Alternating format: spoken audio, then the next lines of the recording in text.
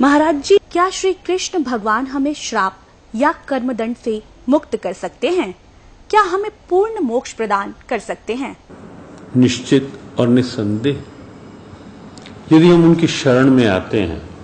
ऐसा गीता में अनेक बार आया है। भगवान कहते हैं तू मेरे पास आ जा, तू मेरी शरण में आ जा। सर्वधर्मान परित्यज्य, तू सब विपरीत धर्मों का आश्रय अर्थात विपरीत आचरणों का जो तूने अब तक ले रखा था, तू उसका त्याग कर और एकमात्र मेरी शरण में आ जा अर्थात ईश्वरीय भाव में आ जा। उसके पश्चात भगवान आश्वासन देते हैं, अहम त्वा सर्व पापेभ्यो मोक्षयिष्यामि, मैं तुझे सब पापों से मुक्त कर दूंगा। उसे पाप कहो, श्राप कहो, अभिशाप कहो, संताप कहो, कोई भी शब्द कहो, भगवान सक्षम हैं। क्यों? क्योंकि वो मोक्ष प्रदाता हैं। निश्चित रूप से ऐसा वो कर सकते हैं। तो ये थे स्वामी ज्ञानानंद जी के विचार। और आइए अब जानते हैं जगत गुरु तत्वदर्शी संत रामपाल जी महाराज के विचार। बोलो सतगुरुदेव की जय। कर जोरूं विनती करूं,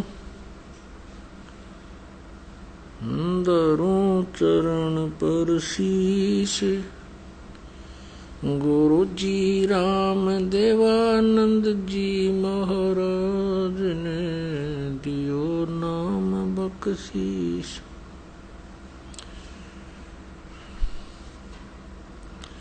दंडवतम गोविंद गुरु, बंधु अविजन सोए, पहले भये प्रणाम तिन, नमो जो आगे होए।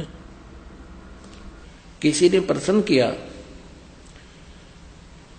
श्री कृष्ण भगत से, क्या श्री कृष्ण भगवान हमें श्राप और पाप कर्म दंड से मुक्त कर सकते हैं? तो उन्होंने क्या उत्तर दिया कि हाँ श्री कृष्ण हम सब पापों से मुक्त कर सकते हैं। और प्रमाण के लिए क्या बोला? श्रीमद् भगवत गीता जी अध्याय नंबर 18 का श्लोक नंबर 66। सर्वधर्मान परित्यज्य माम एकम शरणं व्रज, अहम तवा सर्व पापेभ्यः मोक्षामि मा शुच। ये उत्तर दिया इन अज्ञानियों ने। अब यहां सर्वधर्मान परित्यज्य माम क्या कहता गीता ज्ञानदाता? जैसे गीता जी अध्याय नंबर 15 के श्लोक नंबर 16 और 17 में 3 प्रभु बताए हैं, सरपुरुष, अक्षर पुरुष और परम अक्षर पुरुष। और श्रीमद् भगवत गीता अध्याय नंबर 17 के श्लोक नंबर 23 में इन तीनों के जाप की विधि बताई है।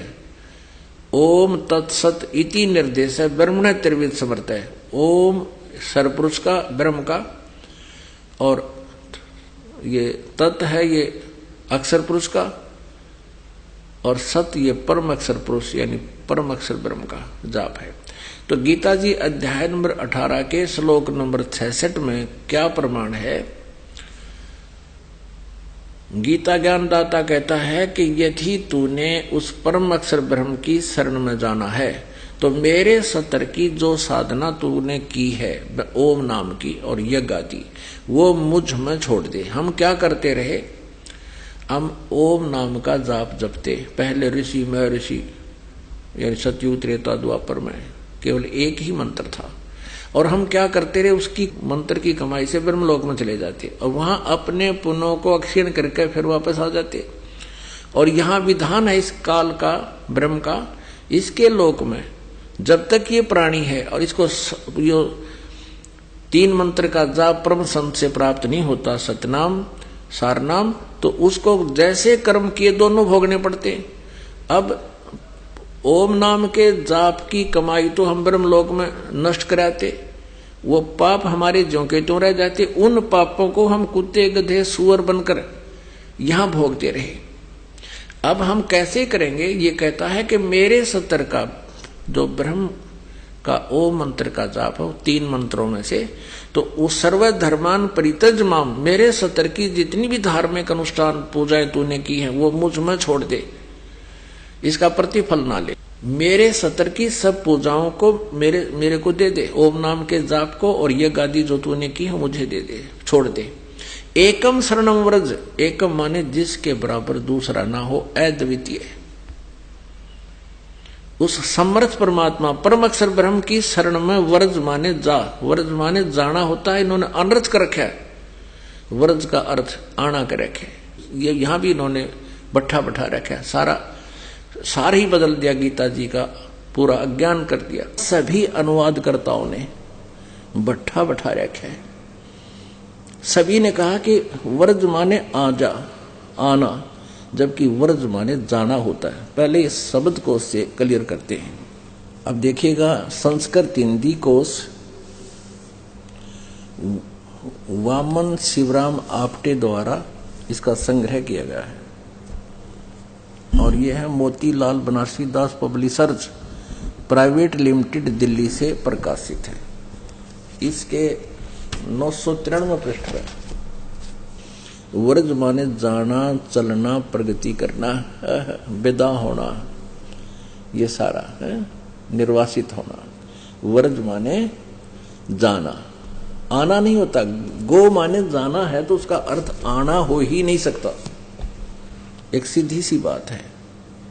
इंग्लिश वर्ड है गो, उसका अर्थ होता जाना, उसका अर्थ कम नहीं हो सकता। अगर कोई कम करता है तो उसने कोई ज्ञान नहीं। व्रज माने जाना है तो उसका आना जिसने किया है उनको कति ज्ञान नहीं, उन्हें अनर्थ कर दिया। अब देखिएगा, श्रीमद् भगवत गीता